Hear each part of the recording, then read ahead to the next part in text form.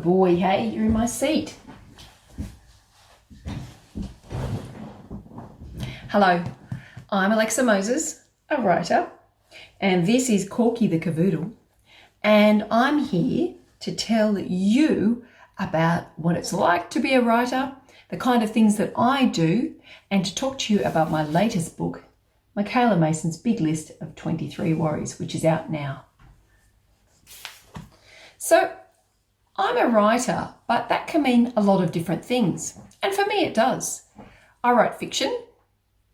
I write fiction for guys 9 to 12. I write fiction for younger children. And I also write picture books, including Bat vs. Poss, that purple book back there, which last year in 2020 was shortlisted for a CBCA award.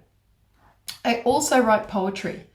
I've written for an anthology called Boat of Stars, and I also write television. So I write what's called animation scripts, which is really just a fancy name for cartoons. So I do a lot of different types of writing. But today I'm particularly going to talk to you about writing fiction and answer your questions about what it's like to be a writer and how you can become a writer. And we're going to go through some exercises to do with creating character and creating story. So buckle in and bring your pens and paper because we're going to do a lot of things.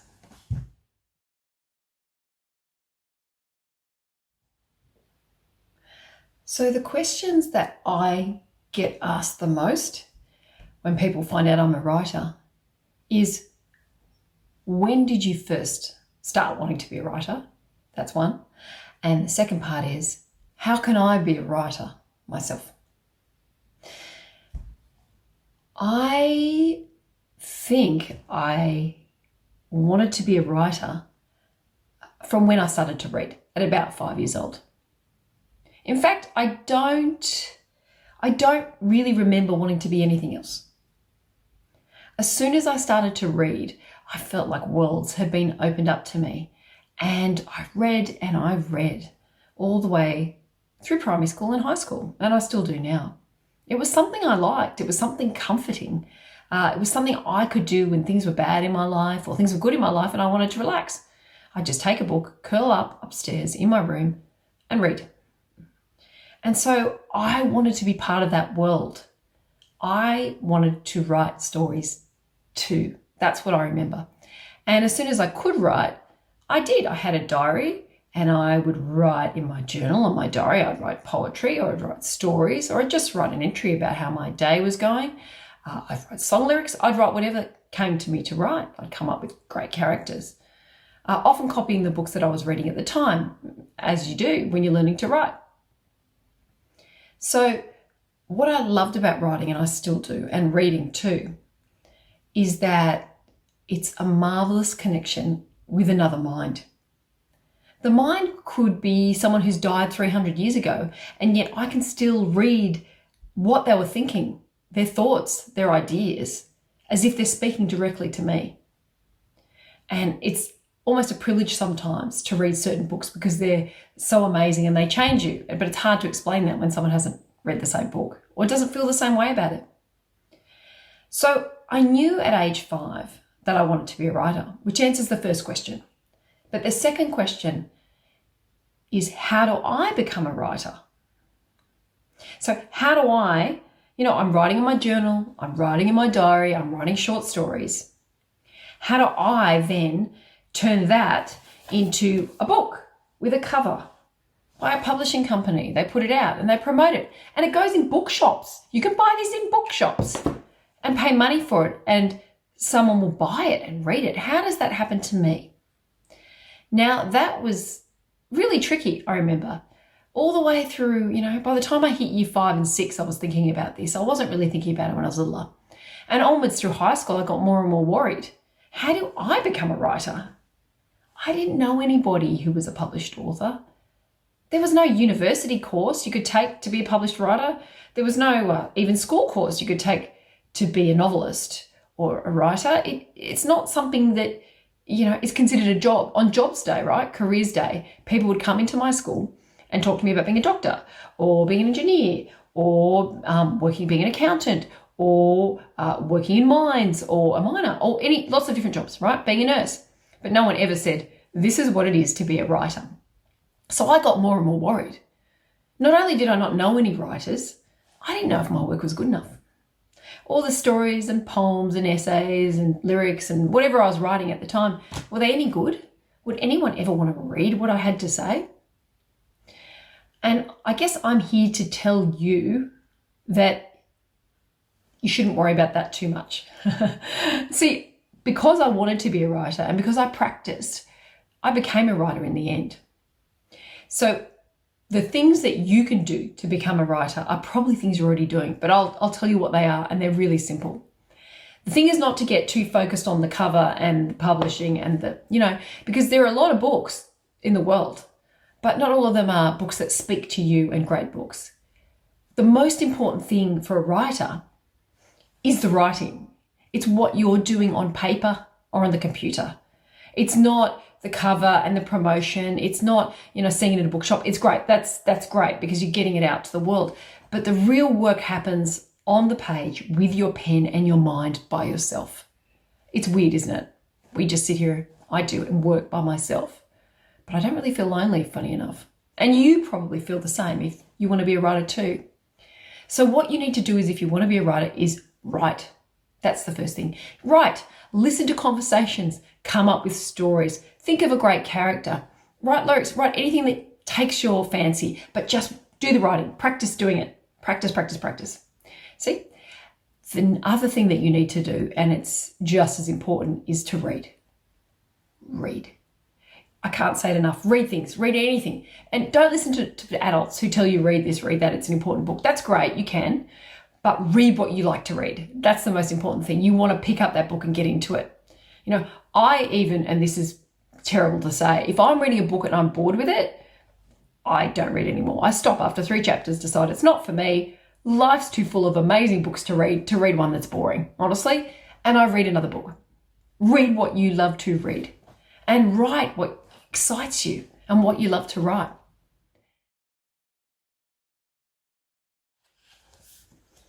In my latest book, Michaela Mason's Big List of 23 Worries, which is for 8 to 12-year-olds and is out through Scholastic Australia. Michaela Mason is a freaked out kid. Michaela's scared of heaps of things, and she loves to write lists, which calms her down. So she has books full of lists all in her desk drawer. In fact, I'll read you some of Michaela Mason's worries. Michaela Mason's big list of worries. 1. Dogs. 2. Needles. 3. Thunderstorms. 4. Disgusting, filthy germs. They are everywhere. 5. Going to the dentist. 6. Playing team sports. The pressure. 7. Having no friends and everyone knowing about it. 8. Sleeping away from mum. 9. Snakes. 10. Spiders. 11. A teacher getting angry at me. 12.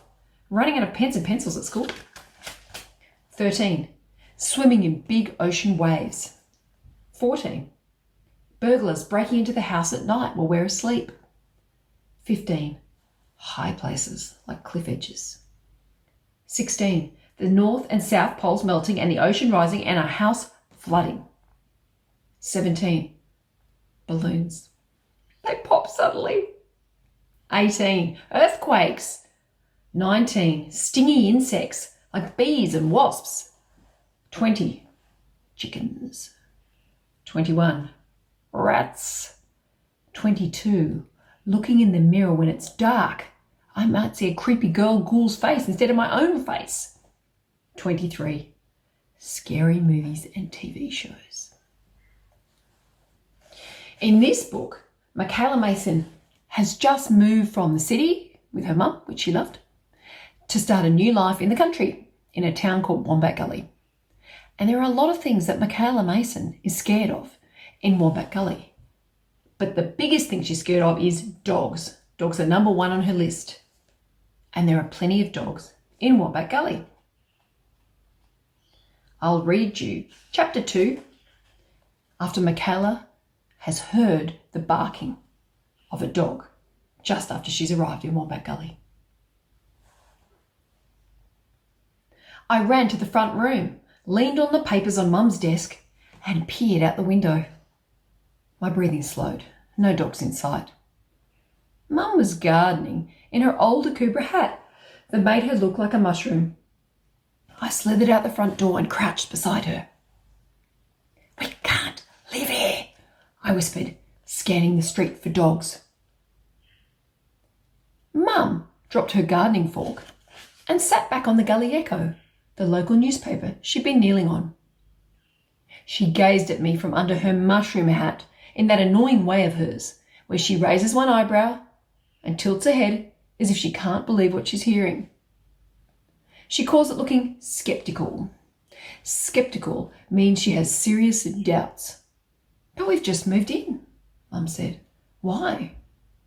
The barking started again and I threw my hands into the air. "That's why."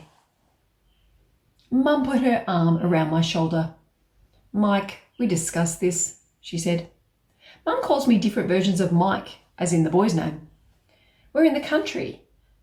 There are horses, wombats, chickens, roos, all kinds of animals.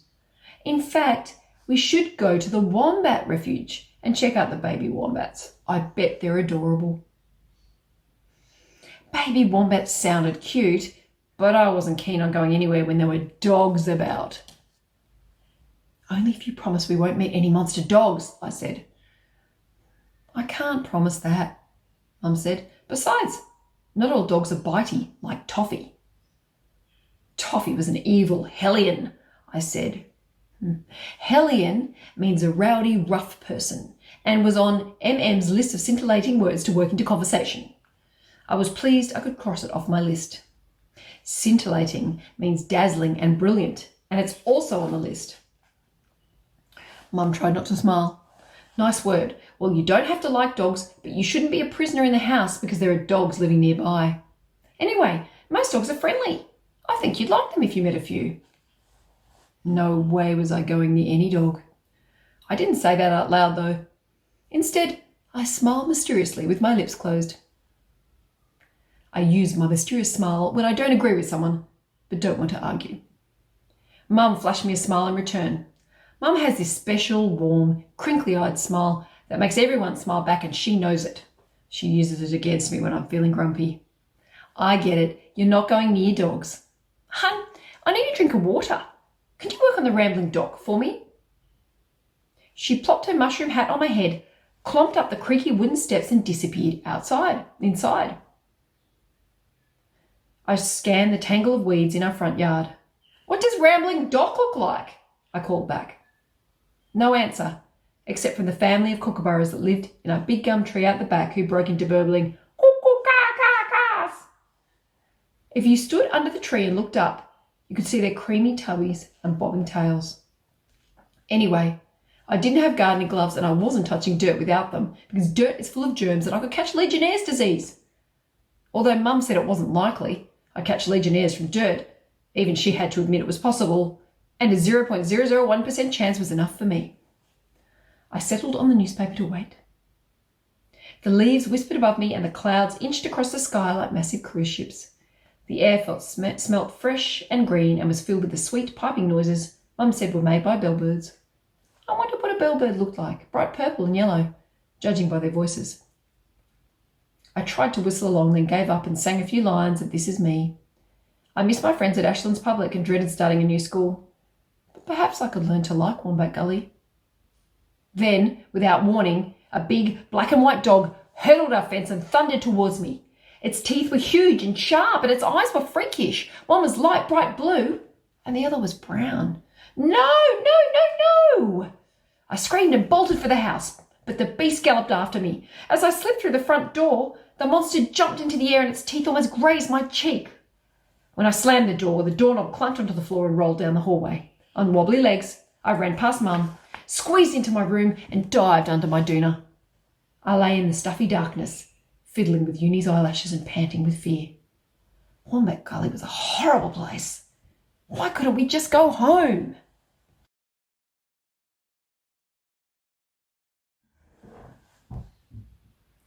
Now, in your writing, I'm going to encourage you to do something that other adults will tell you not to do.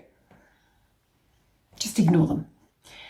As a writer, you need to become a thief. Now, I don't mean that you're going to take someone's book and rip out a paragraph and copy a story completely or a character. That's not what I'm talking about. That's called plagiarism, and that's a serious thing. I'm talking about a different kind of theft. I'm talking about the kind of theft where you, as a writer, go out into the world and listen. Just listen. Listen to your friends telling stories. Listen to parents telling stories. Listen to the things that happen to people on the train or the bus behind you. Just listen. And then write it all down in your notebook. Write it all down. Everything can be a story. You find that those stories can be the things that spark an idea or make a story that you've already got stronger and better. So be a story thief. Listen to everything around you and pay attention, because sometimes the best things happen when you're not expecting it.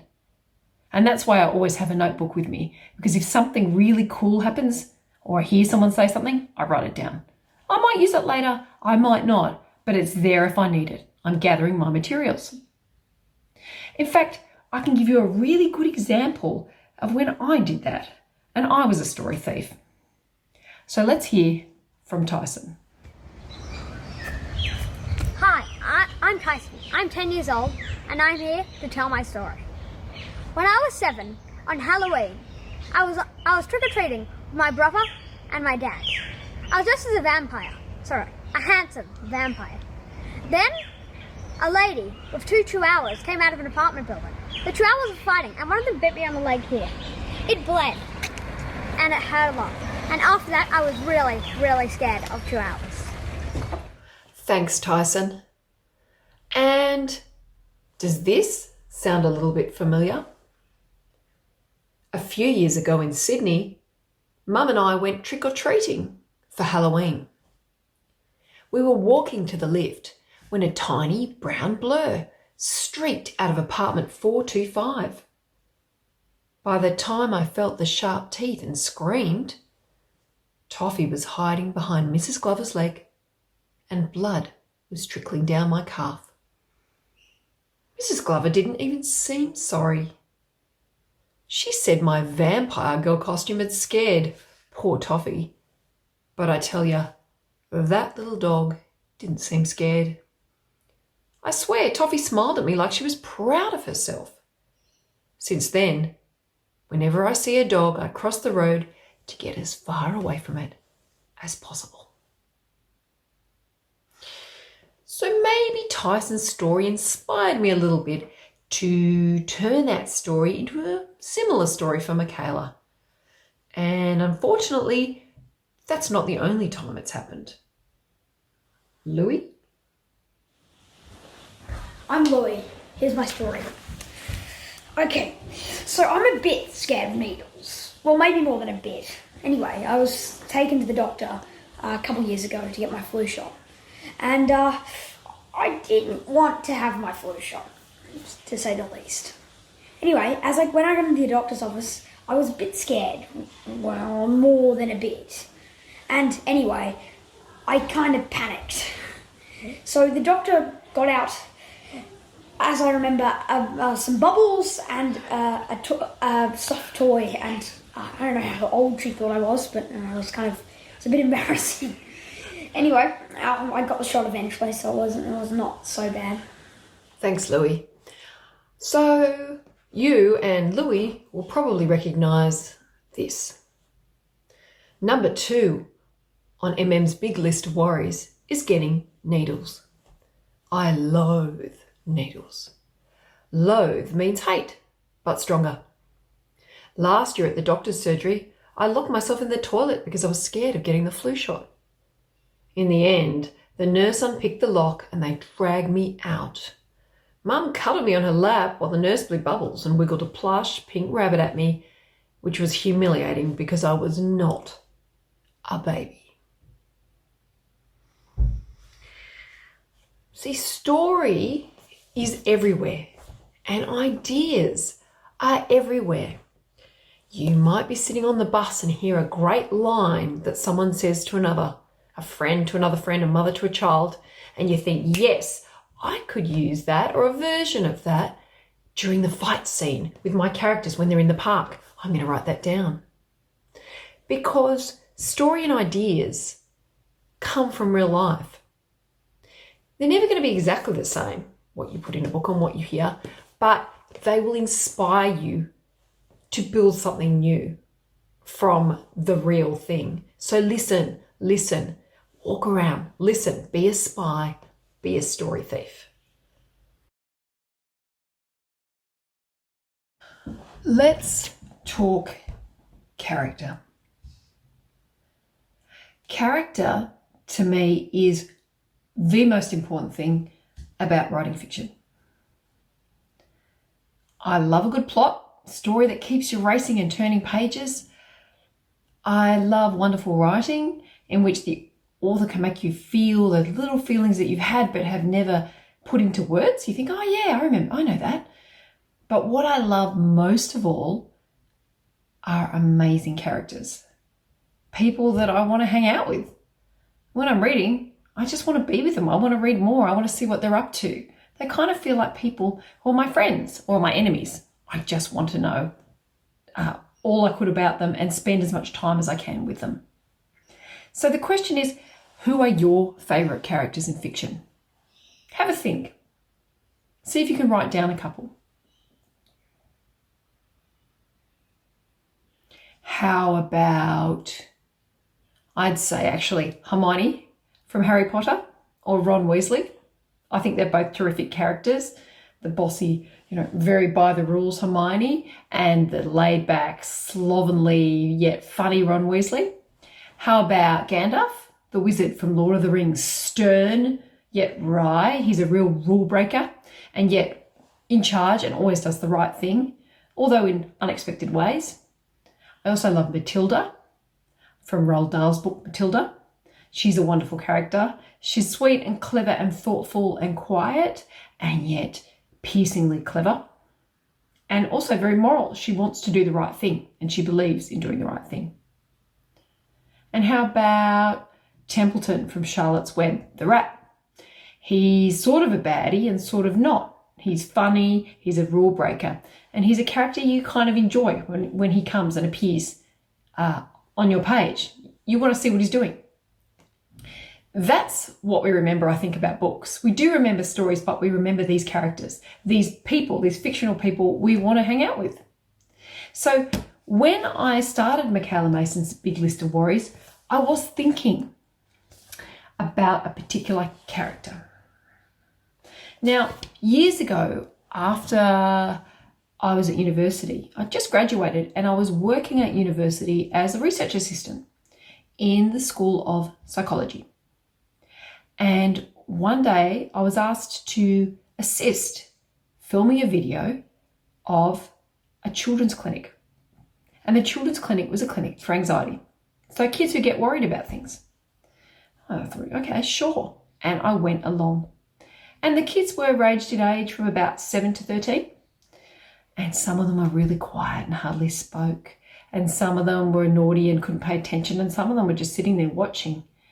And they were all anxious. They had different anxieties. Some of them didn't like going to school. Some of them were scared about burglars coming into their house. All sorts of different worries. Some of them were scared about earthquakes, things that irrationally made them scared.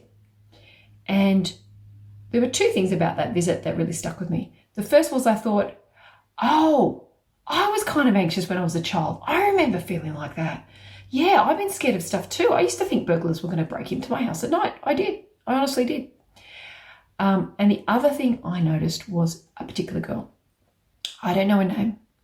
I just remember she was funny and a bit tomboy in jeans and a t-shirt and clever and really chatty. She wasn't quiet. She was very articulate, but she was terrified. She was terrified of burglars breaking into the house at night. She was one of those kids. She was terrified of it. She couldn't sleep. And the anxiety kept her awake at night. This articulate, funny, clever girl had these worries. And she stuck with me. And I think she was the germ for Michaela Mason. There's this idea that anxious people or people who get a little anxiety are very shy and quiet, but that's not that's true at all. Anxious people can be outgoing or, noisy or actors even. Anxiety is something that we all suffer, and people have more anxiety than others. And Michaela has a lot of anxiety. So I was thinking of that girl, and I decided that Michaela was about 10 years old, and that's what she is, in year 5. And I thought of her as funny and fretful and honest, a bit grumpy, artistic, with a lot of opinions. So this was the character I was building. So what I want you to do is to try to think of a character. And you can base them on someone you know. I based my character on someone I'd just seen once. For half an hour, I'd watched them. Oh, I didn't know that girl. I don't know what kind of adult she is. I don't know anything about her, but my imagination took her and has turned her into a character. So you can take someone you know and start with them, or you can take someone you've seen on the bus, or you can take anyone you like. You can take someone and start to build a character. So I'm going to ask you to get your paper and your pen. And for the next couple of minutes, I want you to answer these questions. I'm going to ask you 5 different questions. Firstly, what's your character's name? Second, how old is your character? Third, I ask you to describe your character a little bit in terms of their personality. What things stand out? And can you write me a little bit about their childhood? How was it? Who do they live with? Parents, not parents? Are they grown-ups? Do they live by themselves? Are they an old person? Are they a dog? Yeah, it could be a dog. And then I'd like to ask you, what's the best thing that ever happened in their life to your character? So you've got about 5 minutes to answer those questions. They'll be up on the screen. Get writing.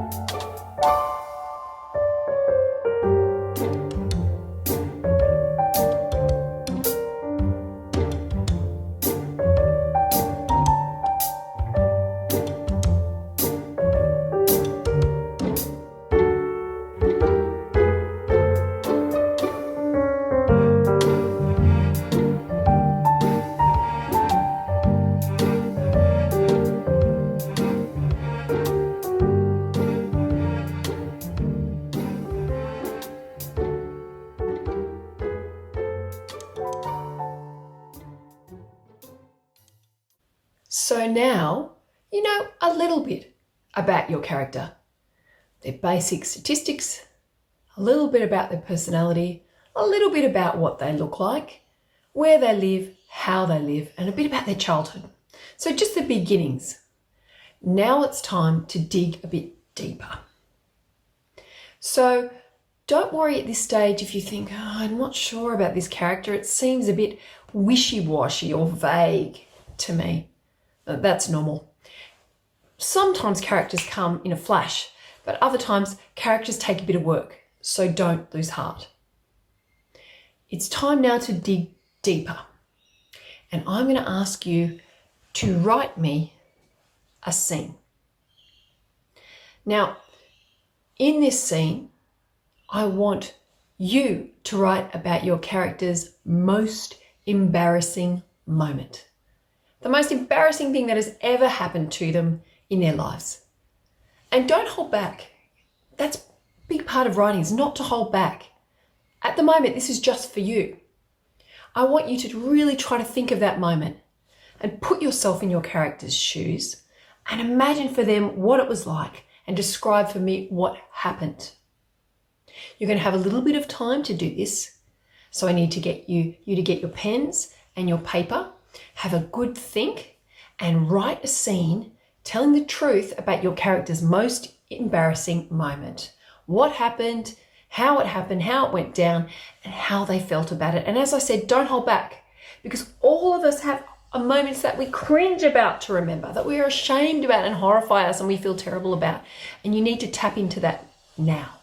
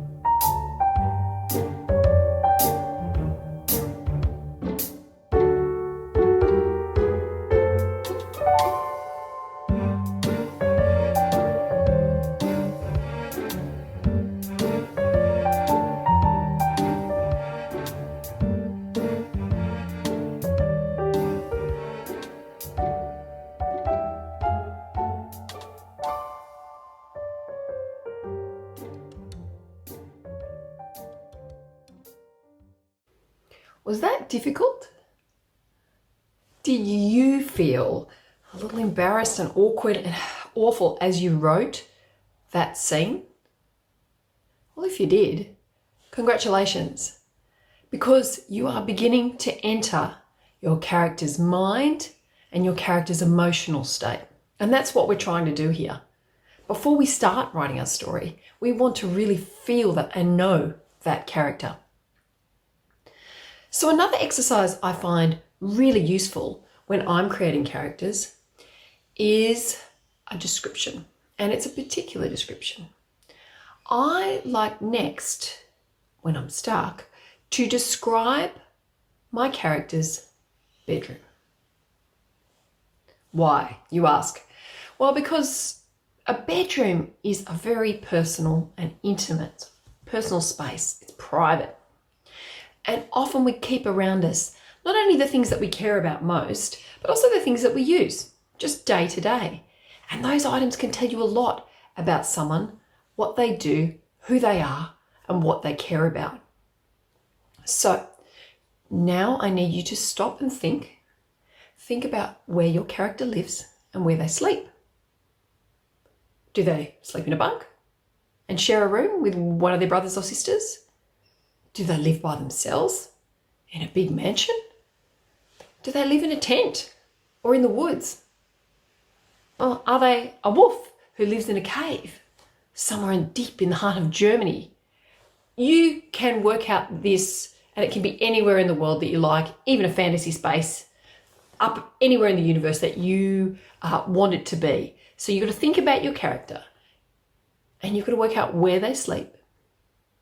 And I want you to sit down and describe in detail that space, what's around them, what they see.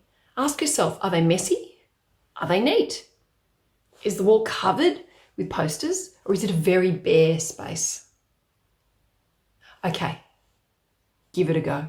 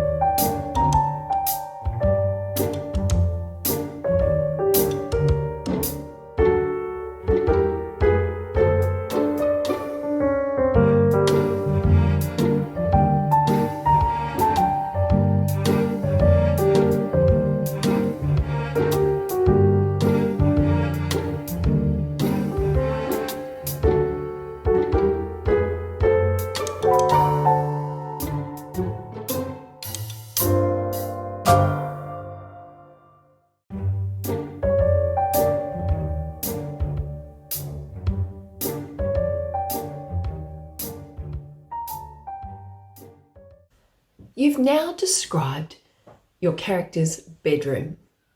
So you should have some idea of the objects that they like to keep around them and the way that they live day to day. But I know I have truly understood my character when I can hear them speak. That sounds weird, but writers do weird things. We sit around by ourselves coming up with people who don't exist and putting them in stories. So for me to know that this imaginary person is going to work as part of a story, I need to be able to hear their voice. And this next exercise is all about finding your character's voice. So this is what I want you to do. I want you to imagine that your character has received some terrible, terrible news. Perhaps if they're an alien, they've discovered that their home planet has been destroyed by a meteor. So they're off in their spaceship by themselves. So anything you like, that terrible news can be. And then you want to imagine your character is writing a diary entry just after they've received that news. So if before, in our other exercises, you wrote in the third person. So say you wrote about your character. So you said, AWGIE, my alien, AWGIE went to the shops. AWGIE was in his spaceship. That's fine. There's nothing wrong with that. But in this exercise, I need you to write from the first person. I did this. I did that. Imagine that you are the character. I am alone out on my spaceship and I have discovered how that character feels from their point of view. So you're going to write a diary entry from your character's point of view after they've received some terrible news. Off you go.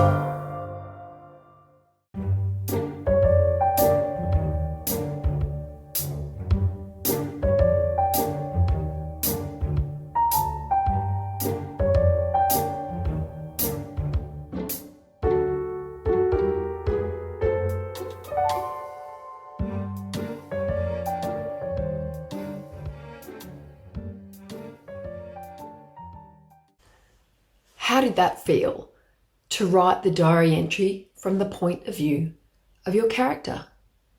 Perhaps you started to see and hear how your character would speak. Did they speak in short, sharp, excited sentences full of big dramatic words and lots of exclamation marks? Or were they more considered, quieter, more thoughtful, more closed off? This tells you a lot about your character.